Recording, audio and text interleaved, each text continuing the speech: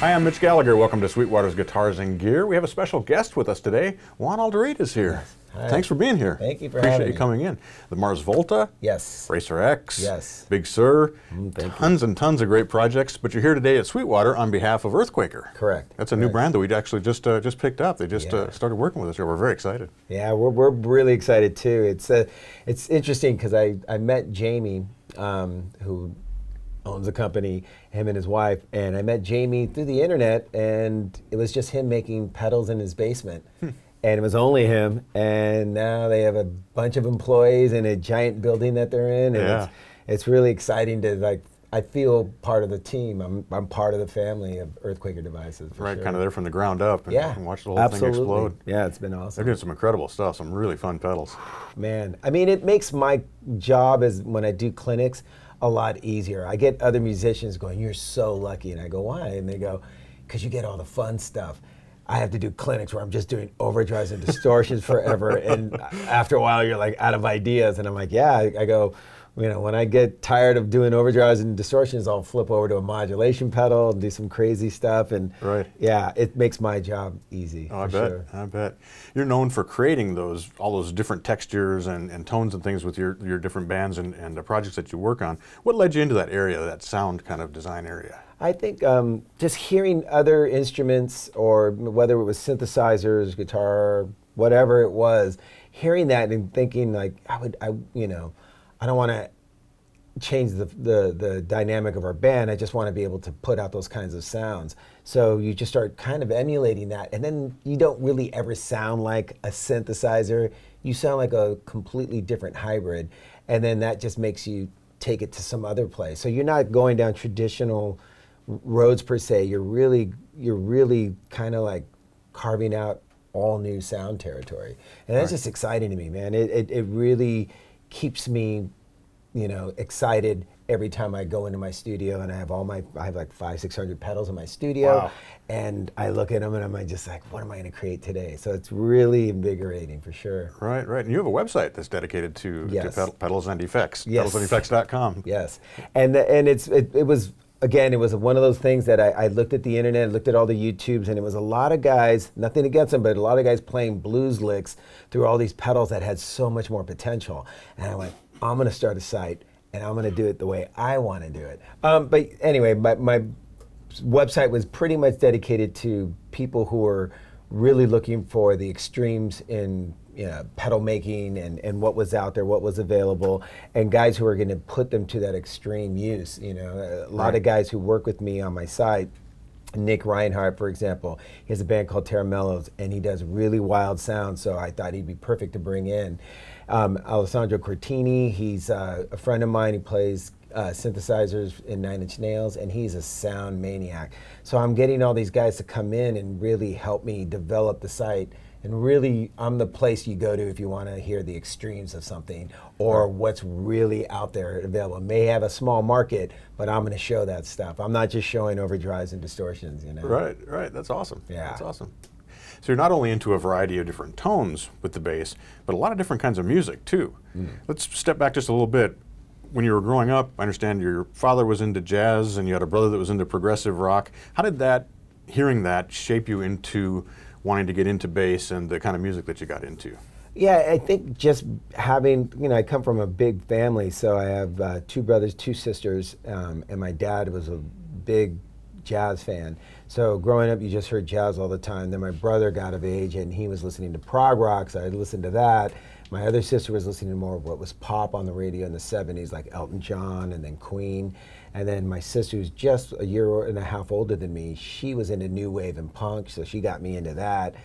My bands were kind of like AC/DC and Van Halen. Right. And then U2 was a big influence on me. And then my little brother started getting into hip hop, and then I started listening to hip hop. So all that combined, I introduced that stuff to my own playing, kind of combined, just took it in, and it really made me this weird, player who just it's hard to define me because I came up in speed metal playing shred metal and got out of that, and then I went into more funky music, got out of that, and then I was doing more experimental music, got out of that, Went into Prague with Mars Volta. Well, it's Prague experimental, but did that. My own band, Big Sur, is very textural and very mellow.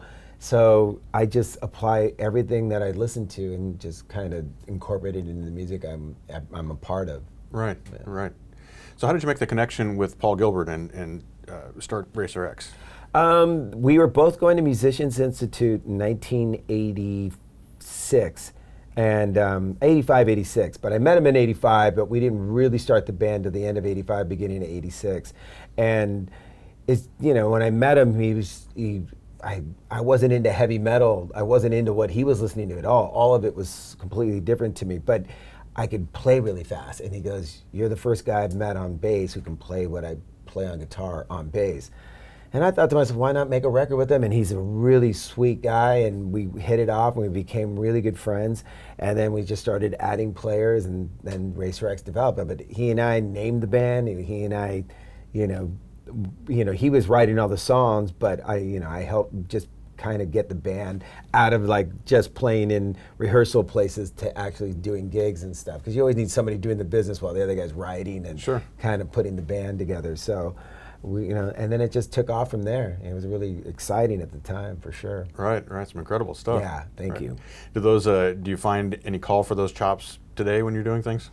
Yeah, Mars Volta was pretty demanding. Sure. So yeah, I definitely applied a lot of the stuff. One of the things I learned from Paul early on, he would show me stuff and it would be hard. It's easy for him on guitar, and I'd do the same shapes and finger positions as him on bass. And he would see I would struggle, and he goes, "Here, well, let's figure out another way." And he would just do different hand shapes, maybe open string things, and he would just break it down. And then I kind of always kept that with me. So Mars Volta, Omar, the guitar player, really writes some wild shapes, and they're not typical of what you're used to. And so I had to learn. So I would apply that Paul Gilbert mentality of try it 10 different ways, and you'll find the way that works best for you.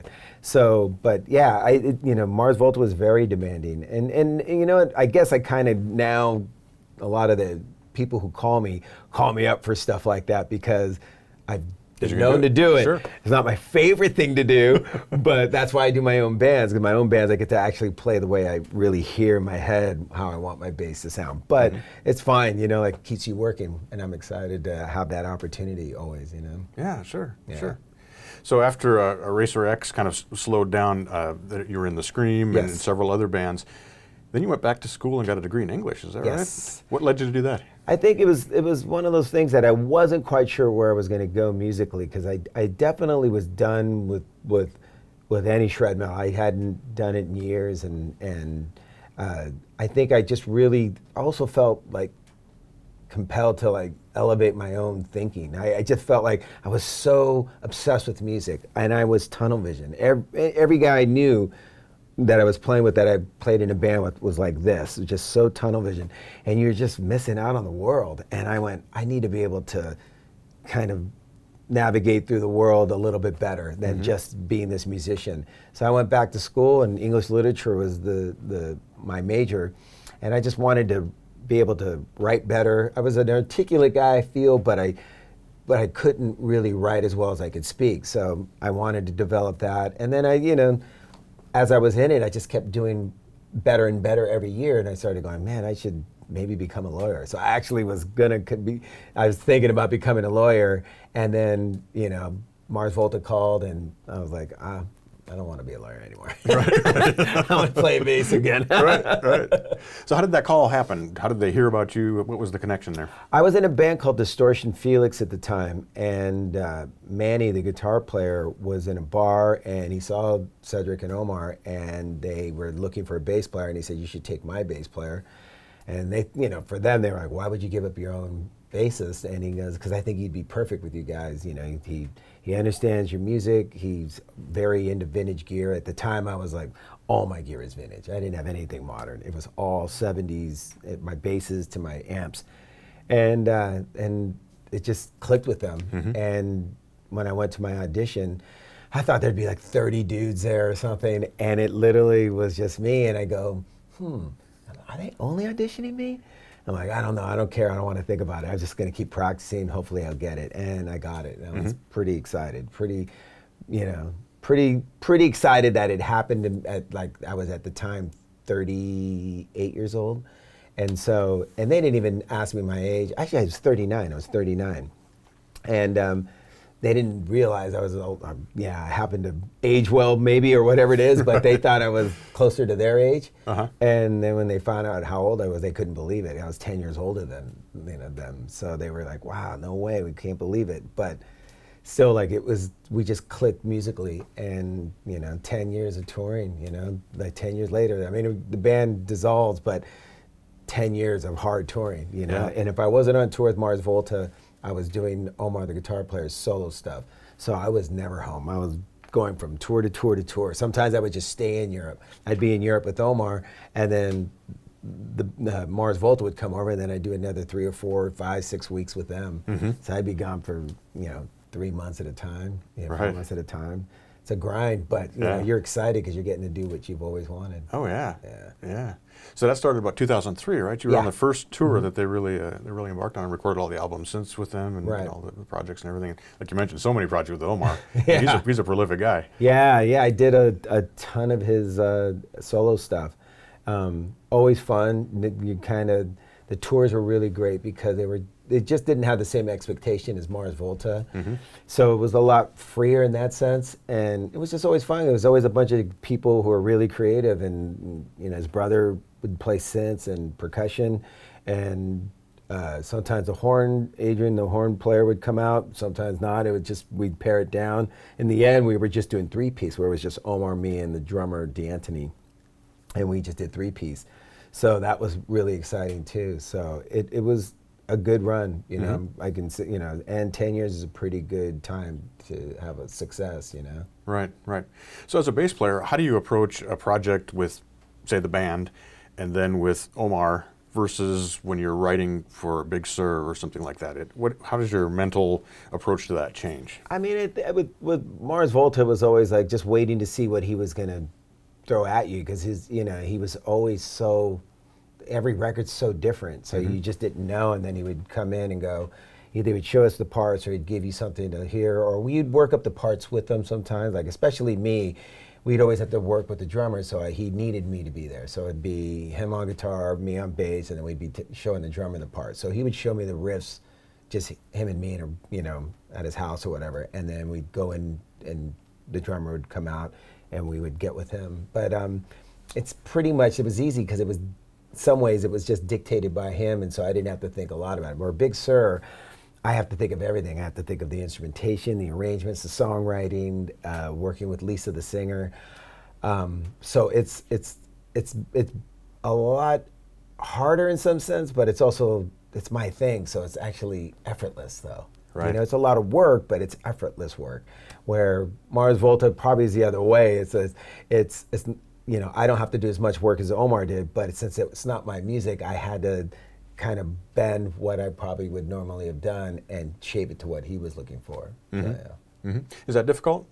It can be, but he's a bass player himself, so most of the time now we pretty much agreed that, whenever the stuff was in unison, he would write, then sometimes he would let me write my own bass lines, especially early on, like the Francis the Mute record. There's a lot of my own bass stuff on there, especially like Right. the single "The Widow." That's all fretless. I play fretless, he doesn't. So it's like I got to really put my voice out on a piece of music that they wrote.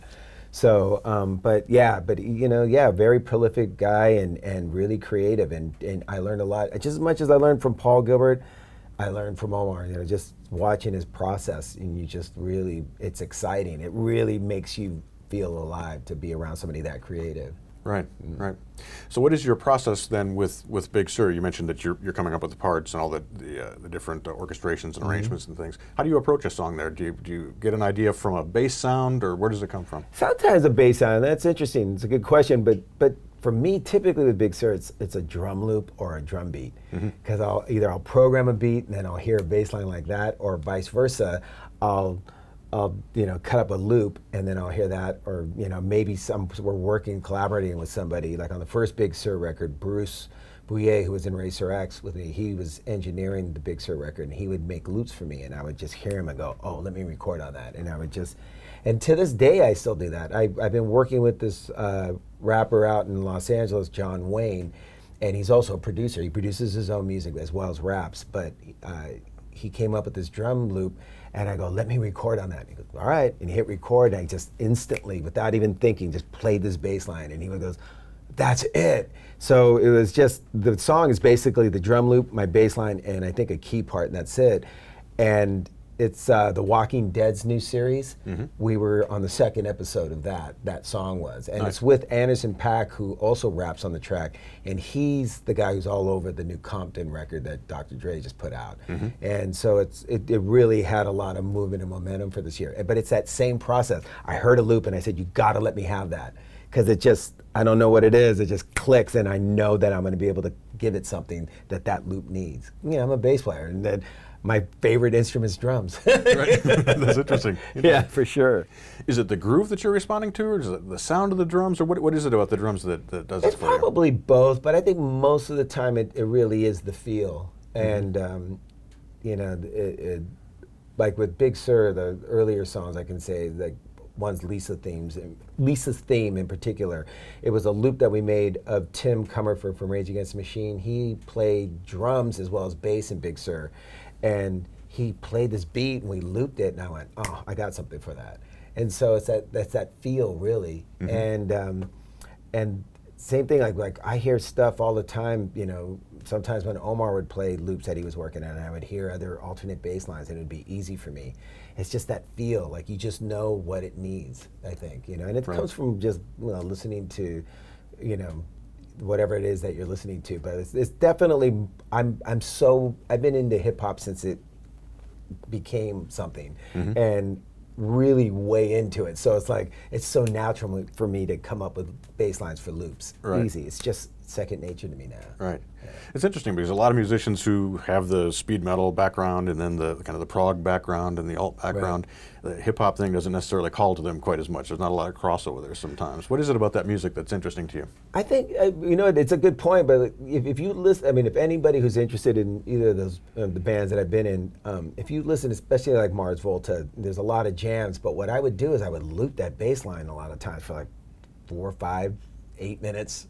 I don't get tired of looping bass lines, and I don't really vary it that much because I believe in the circular loop thing that mesmerizes people, and then they get to explore. Like Omar would explore on guitar, or Ike or Marcel would play keys on it, or the horn would go crazy on it. The drums, if I'm the time and I'm the loop, the drummer gets to go crazy because he's always got this time going, like it's so he can go, play different time signatures over it, stretch the time, whatever, and I'll just hold it down. But it really is that love for hip hop, and that just the way the bass line just kind of grabs your attention and it doesn't let you go. No matter what goes on here, the driving force is that bass line. I think it's where the strength of my instrument lies, is in hip hop. It's bass line. You listen to Drake's song right now on the radio, it's a lot of times it's just the bass line and the drum loop, maybe a little bit of key, but it's like the most instrumentation you're going to get is 3 or 4 things. They don't put a lot in the new hip hop right now, but it's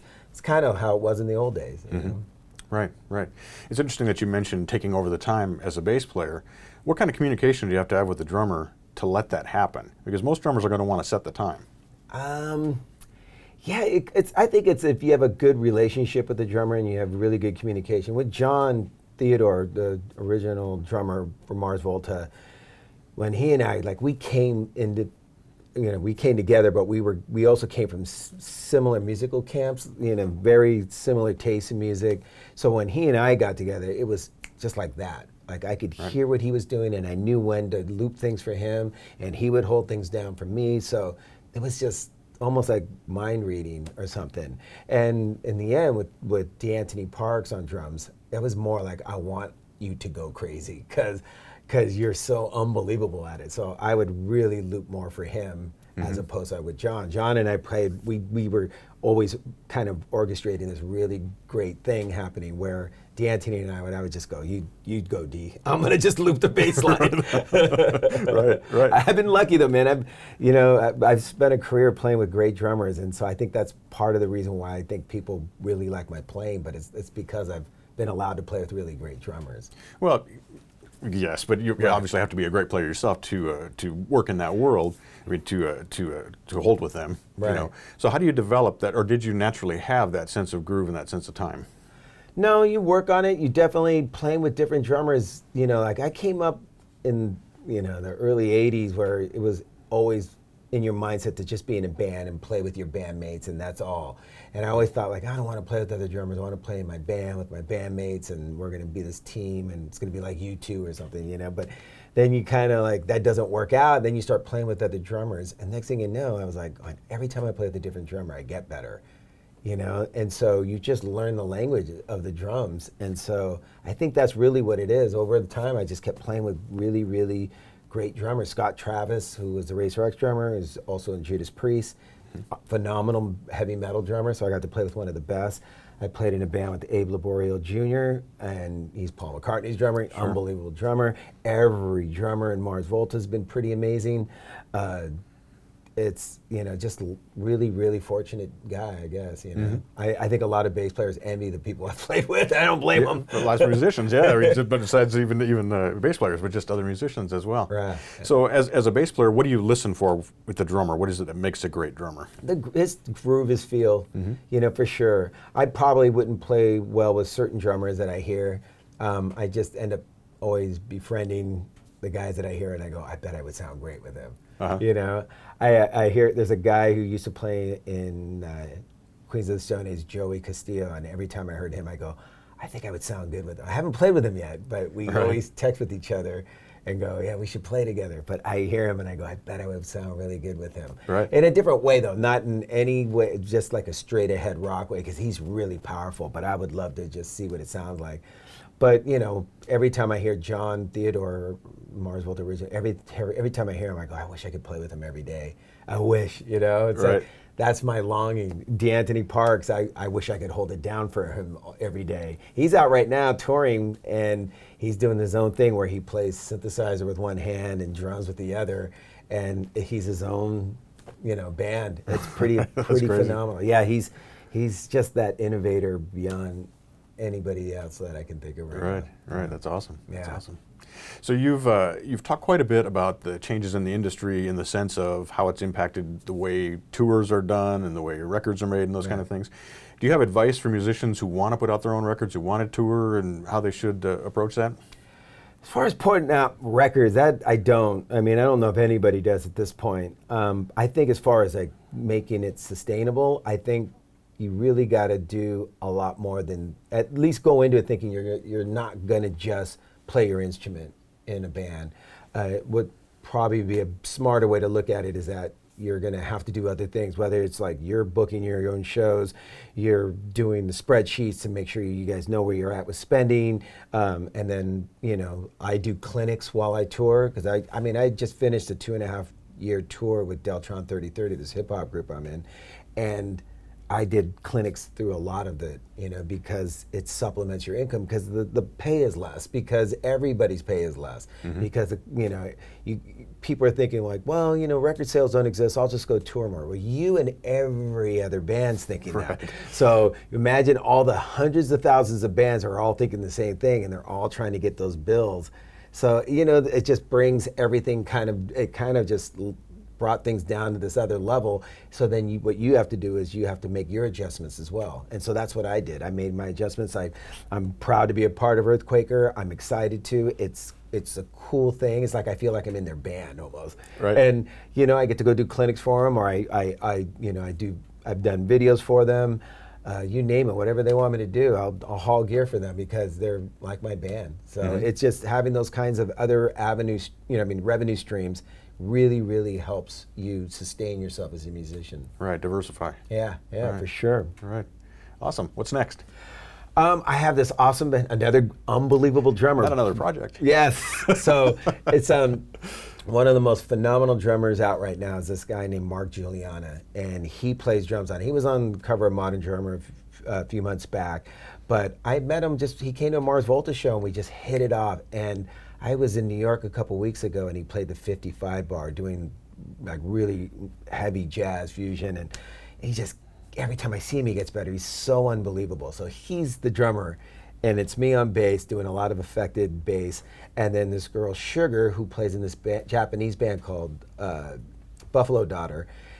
She's the guitarist in it, and she does some synth stuff on it as well. But it's called Halo Orbit, and we have like a few different front people on it. So we have Del the Funky Homo Sapien rap on a track, Lisa Papineau, who sings in Big Sur, she sings on some of it. We did some sample vocals, and it's just a 3-piece, and we want to start getting off the ground. We're just finishing up mixing now, and then hopefully be out touring next year. And just keep it 3-piece. I want to keep it 3-piece, kind of like in the sense of like this band battles, kind of like that, but we'll be creating all the sounds as opposed to, I hope that we don't have to have any laptops on stage. I wanted to just show that you can actually put out that much sound without having to go to the laptop. It's going to come from us, because that's what pedals is, and pedals and effects is, and all this that I've been doing. I'm out to prove that you don't need to bring the laptop if you don't want to. I mean, I have nothing against the laptop. I use a laptop with Big Sur, but I want a project where I'm not worried if that laptop's going to go down or my program's going to crash. Nothing. It's like Sugar's really good at pedals. I am. Mark is. And we're going to just put out this big sound, just 3 people, and I think people will be into it. I do think so. Nice. What's the name of the band? Halo Orbit. Halo Orbit, and when will the album be out? I'm going to say early spring, I want to say, fingers crossed. And and then I'm still doing some stuff with John Wayne. We're really good collaborators, and so doing some more stuff with him. I just did, right before I came out here, I did a session with Damo. He's in Odd Future, rapper, and played on his record. So I've been getting a lot of hip hop work. I did some more stuff with Deltron 3030, and we're just keep plowing ahead. And I just got a text today from Juliette Lewis, and she's like, "I'm hoping you can come through and give me some bassy synth sounds." And I'm like, "I'm that guy." Right. Nice. Yeah. Nice. You're busy. That's great. Yeah, got to. That's awesome. Yeah. Well, thanks for taking time to sit down with us here today. We appreciate you taking time out of that busy schedule. Much. Thank you. And we're excited to have Earthquaker here. I hope they'll bring you back and do a clinic here at Sweetwater. I would. I didn't know you guys did clinics. If you do, I'm so down and excited. We do clinics, and love to have you come in and do one. Oh, that would be awesome. Be awesome. Okay, man. Thanks, Juan. Thank you for having me. I'm Mitch Gallagher. Thanks for joining me for Sweetwater's Guitars and Gear.